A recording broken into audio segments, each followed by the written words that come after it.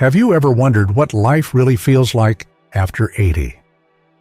Not the glossy picture of cozy retirement or family gatherings, but the quieter, more profound changes that sneak up on you. Crossing into your 80s isn't just about adding candles to the cake. It's a season of life where wisdom grows deeper, but so do challenges that nobody warns you about. These aren't the loud, obvious struggles, but the subtle shifts that can reshape your days if you're not ready. From moments of unexpected solitude to the way your energy ebbs and flows, this stage is as beautiful as it is complex. And knowing what's coming, that's your power. Today, we're diving into 5 unspoken truths about life after 80. This isn't about fear or gloom, it's about clarity and strength. When you understand these realities, you can face them with grace, plan for them with purpose, and live this chapter on your terms. We'll explore how your world might feel smaller, yet richer, how your body becomes a storyteller of its own, the courage it takes to lean on others, the sting of being unseen, and the quiet questions that linger when time stretches long. Stick with us to the end, because these truths aren't just challenges. They're invitations to live with intention, resilience, and a dignity that only comes from a life well lived. Let's uncover what life after 80 holds and how you can embrace it with open hearts and steady steps. Number 1, a world that feels smaller, yet richer. One of the first truths after 80 is how your world begins to shift, not in size, but in texture. The bustling circles of friends, colleagues, and neighbors that once filled your days start to thin. Some loved ones pass on. Others drift into their own quieter lives. Even the casual chats at the grocery store or community center might fade as routines change. It's not that people stop caring, it's that time carves out a different kind of space, and that space can feel empty at first. You might notice fewer calls, less laughter at the table, or weekends that pass without plans. It's a shift that can catch you off guard, especially if your 70s were still vibrant with connection. But here's the other side. As your world grows smaller, it can also grow richer. The relationships that remain, or the new ones you nurture, carry more weight. A single conversation with a grandchild, a letter from an old friend, or a smile from a neighbor can feel like a gift. I met a woman named Clara, 83, who used to host big family dinners every Sunday. Over time, those gatherings dwindled as relatives moved or passed. At first, she felt lost without the noise, but then she started a weekly tea with 2 close friends. It's not the same, she said, but it's deeper.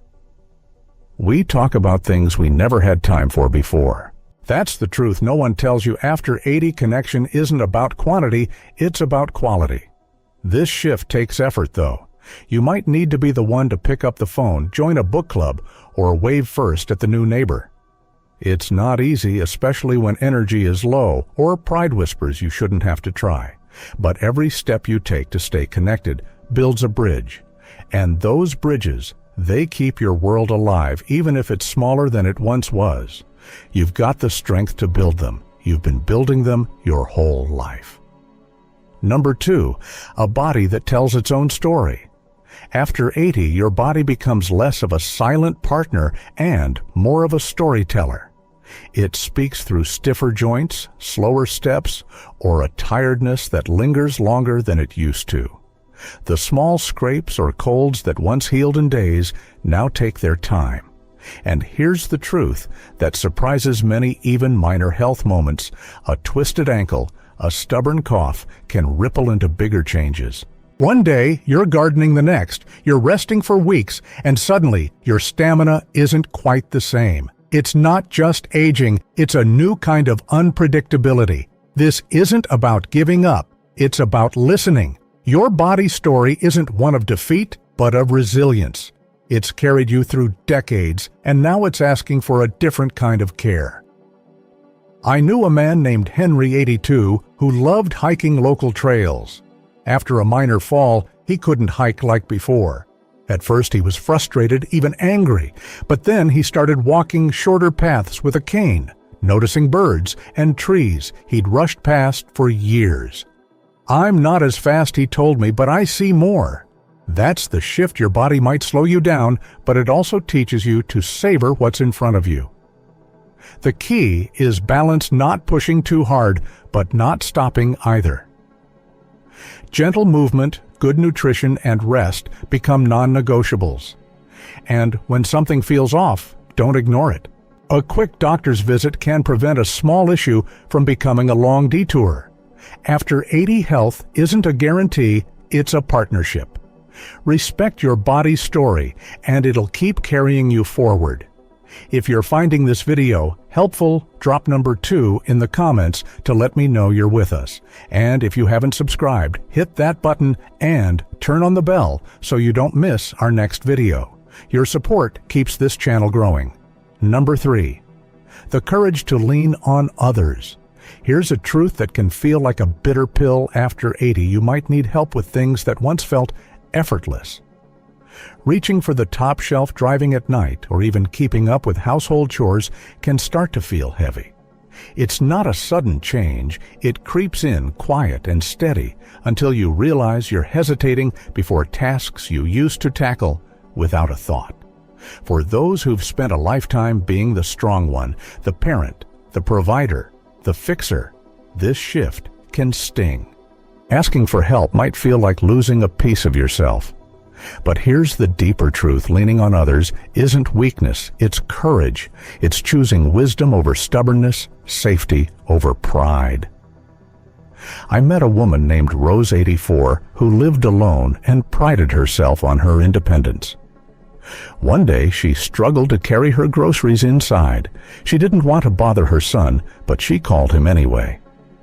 He came over and they ended up laughing over coffee for an hour.